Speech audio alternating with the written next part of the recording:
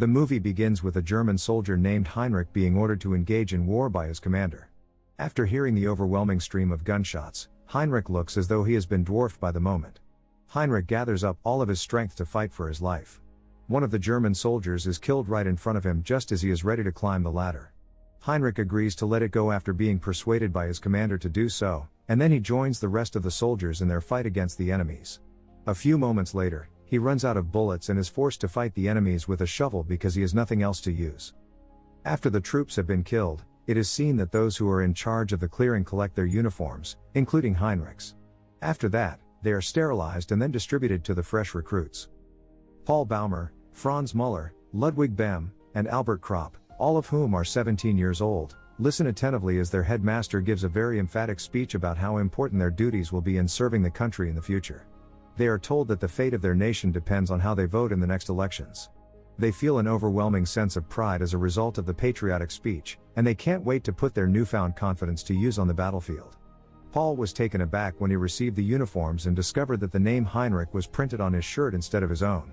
When he goes back to the officer tells him that the uniform must have belonged to someone who was either significantly larger or significantly smaller than the average user of the uniform.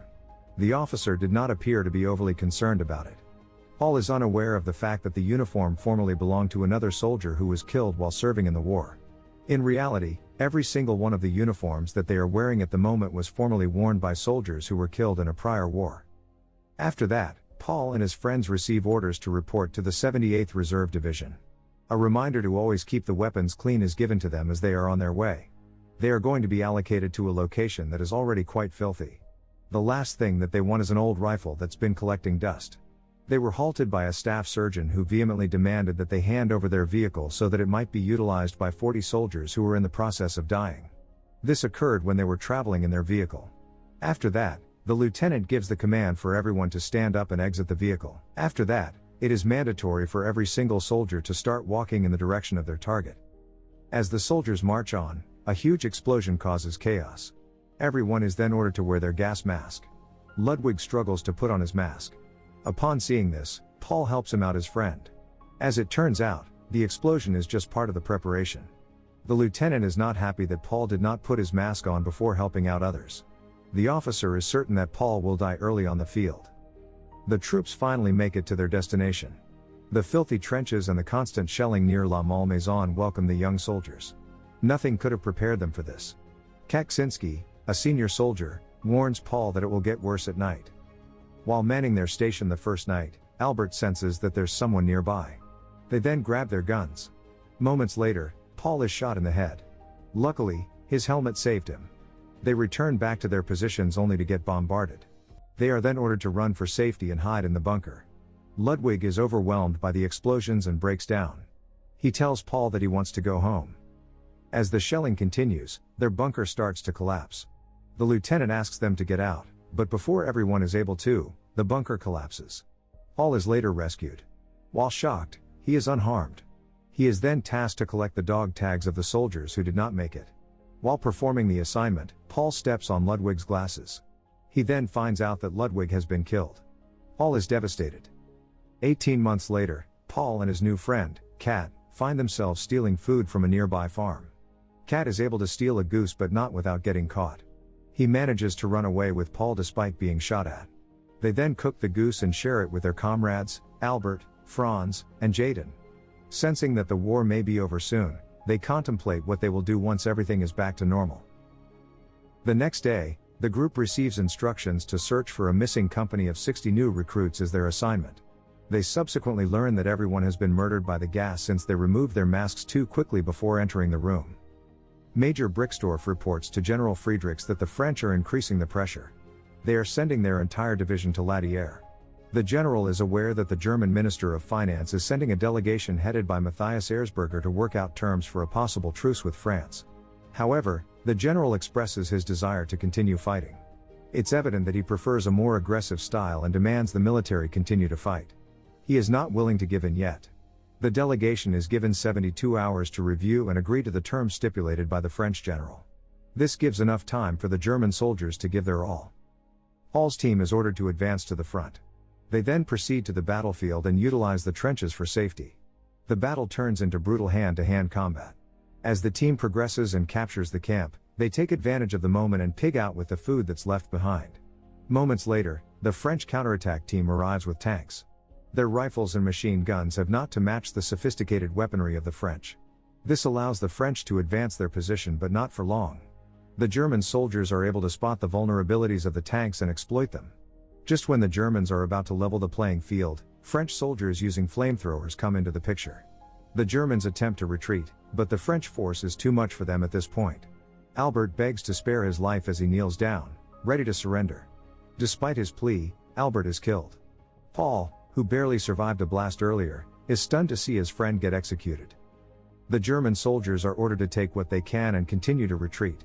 Paul is distraught about having to witness a friend getting killed and losing sight of Franz. As an aerial attack also ensues, Paul ends up in a puddle. A wounded French soldier falls near him. Paul immediately stabs the man, but the French national does not die right away. Paul can feel his pain as he slowly loses consciousness. Paul even entertains the idea of reviving him, but the French soldier eventually dies. While Matthias Erzberger is polishing his shoes, he hears some positive news. After much resistance from the French, Field Marshal Paul von Hindenburg finally agreed to their terms and announced that the armistice would go into effect on November 11 at 11 o'clock in the morning. The worn-out soldiers were overjoyed to hear the news of the impending ceasefire. In the meantime, General Friedrichs is not overly enthusiastic about the new turn of events. He gives the order for the new recruits to report to him, but he doesn't tell anyone else what his plan is going to be. Paul looks for his friends amidst the chaos. He eventually finds Jaden at a field hospital, having been shot in the leg. His leg requires amputation, by the look of it. Jaden is anxious about the idea of being crippled. Finding a job will be much more challenging, if not impossible. Paul gives him all the encouragement that he needs. Kat and Paul are reunited. Paul tells Kat about Jaden's condition. They agree to bring their wounded friend some food. While they are enjoying the food, Jaden stabs himself in the neck using the fork given to him. The idea of being crippled was just too much for him to handle. The following day, while sharing what they will be doing once they reach home, Paul and Kat proceed to the farm one last time to steal some eggs. Paul is caught by one of the farmer's children and is locked out. The child goes to his father, who is now holding a gun and ready to shoot. Paul manages to free himself and is being chased by the farmer. He warns Kat to run as the farmer fires at them. They manage to escape. As the two are getting away, the farmer's son stares at them intensely. Kat is not aware that the farmer's son is pursuing him. The child is carrying a shotgun as he catches up to Kat. He then pulls the trigger. Paul is stunned as he hears the gunshot. He goes to check on Kat as he falls to the ground. He's been hit in the abdomen, and it's bad. Paul wants to take Kat to the hospital. 2 trucks full of soldiers pass by them. The idea that the war is finally over is so euphoric for the German soldiers that they totally ignore Paul and Kat. Paul is successful in making it to the hospital, but Kat has already passed away. It turns out that the bullet hits him in the liver, which then causes the poison to spread throughout the rest of his body. Because Paul is in the middle of a conversation with Kat, he is unable to grasp the truth of the situation. He makes his way over to Kat, only to find that his friend is already dead.